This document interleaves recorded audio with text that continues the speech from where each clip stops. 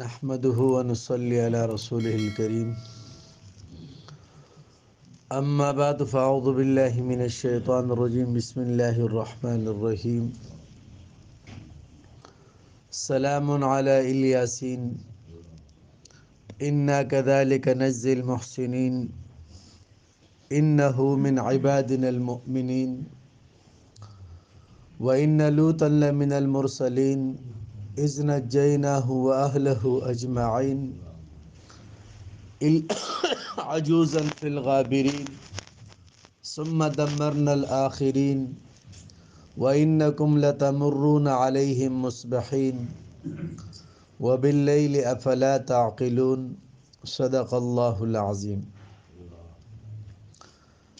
اس صورت مبارکہ کے اندر 4 انبیاء علیہم السلام کے واقعات بیان ہوئے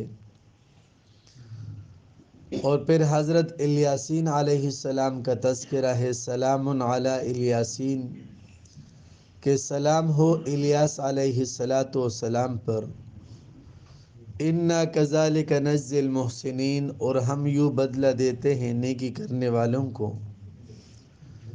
انہ من عبادنا المؤمنین اور وہ بھی ہمارے کامل ایماندار بندوں میں سے تھے۔ 5واں قصہ لوط علیہ السلام کا اور اس کے قوم کا اللہ جل جلالہ نے بیان فرمایا۔ وَإِنَّ لُوطًا لَمِنَ الْمُرْسَلِينَ تحقیق لوط علیہ السلام بھی رسولوں میں سے ہیں۔ یہ ابراہیم علیہ السلام کے بھتیجے تھے۔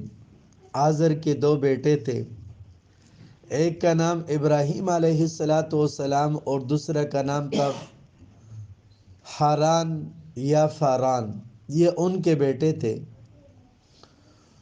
اور ابراہیم علیہ السلام پر ایمان لانے والے لوط علیہ السلام تھے اور حضرت سارہ تھی اور ابراہیم علیہ السلام یہ ملک شام سے ہجرت کر کے عراق تشریف لے گئے۔ لوط علیہ السلام کو اللہ نے نبوت دی اور صدوم ایک شہر ہے، اس شہر کی طرف اللہ جل جلالہ نے لوط علیہ السلام کو مبعوث فرمایا۔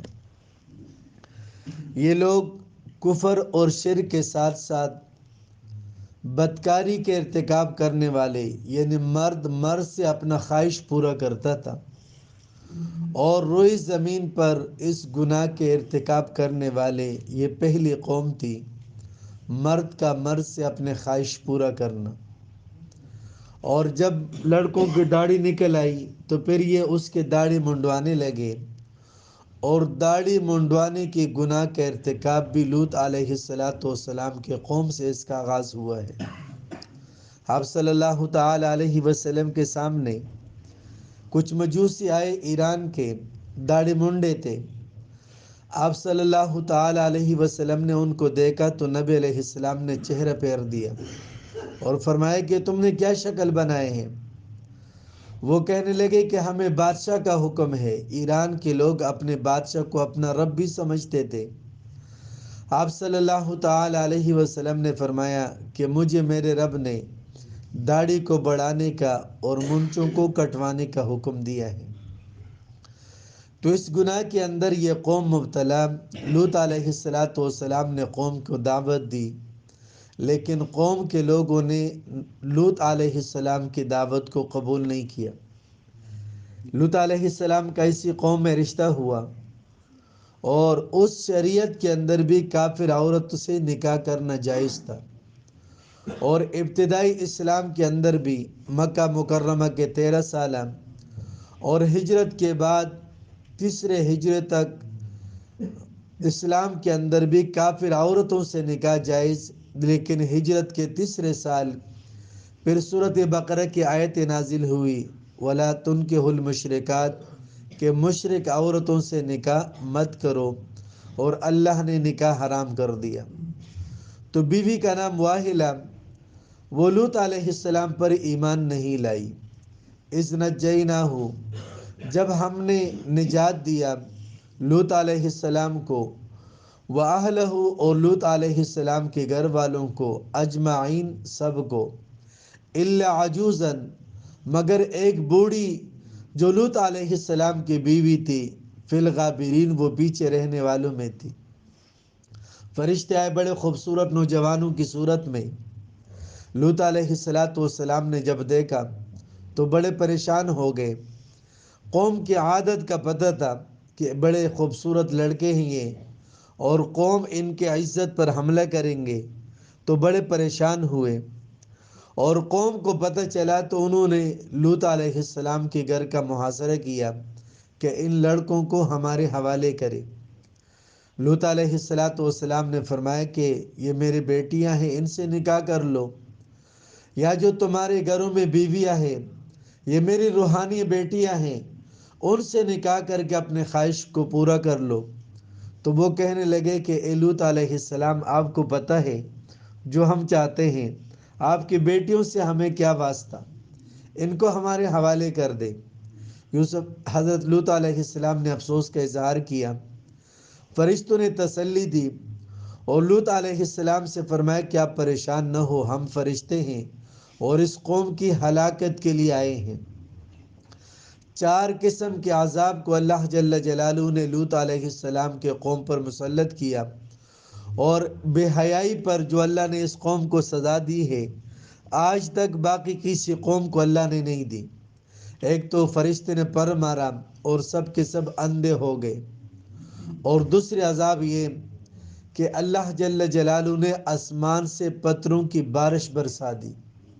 اس لیے اگر کوئی لواطت کی بدفعلی کا ارتکاب کر لے تو شرعی حکم یہ ہے کہ پتھر مار مار کر ان کو سنسار کیا جائے، اور یا دیوار کے نیچے کھڑا کر کے اس پر دیوار کو گرا دیا جائے، یا اس کو پہاڑ سے گرا دیا جائے۔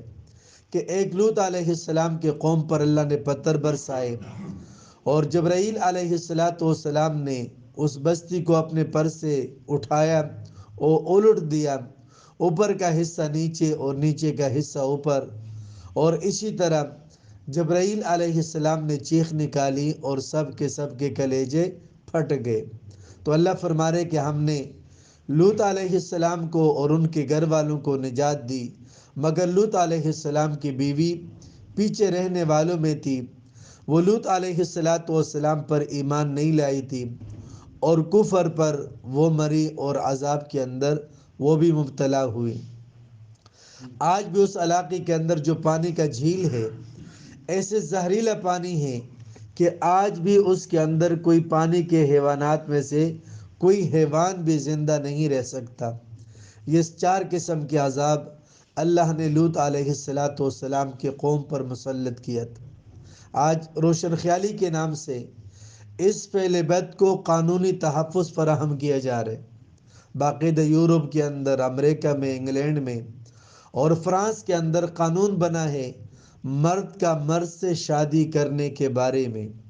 اور جب ایک کمیٹی بنی تھی، ان کا انٹرویو کیا گیا، تو وہ کہنے لگے کہ جو ہم نے کیا یہ ہم نے اپنے ضمیر کے خلاف کیا ہے، ہمارے ضمیر نے ہمیں ملامت کیا۔ جب پوچھا گیا پھر تم نے اس کو قانونی تحفظ کیوں دیا، تو کہنے لگے کہ ہم نے پبلک کے ساتھ وعدہ کیا ہے کہ جو تم چاہو گے ایسے ہی تمہاری مرضی کے مطابق ہم قوانین بنائیں گے۔ تو وہ تاریخی دور کے اعمال جس کی وجہ سے اللہ نے قوموں کو ہلاک کیا، برباد کیا، آج اس کو روشن خیالی کے نام سے قانونی تحفظ فراہم کیا جا رہا ہے۔ ثم دمرنا الآخرین، اور پھر ہم نے باقی لوگوں کو جڑوں سے اکاڑ دیا۔ وَإِنَّكُمْ لَتَمُرُّونَ عَلَيْهِمْ مُصْبِحِينَ، اور اے مکہ کے لوگوں، تم ان بستی پر اور ان کے کنڈرات پر اور اس کے علاقے پہ گزرتے ہو صبح کے وقت، وباللیل، اور رات کے وقت۔ کہ مکہ مکرمہ کے لوگ سفر پہ جایا کرتے تھے، تاجر لوگ تھے۔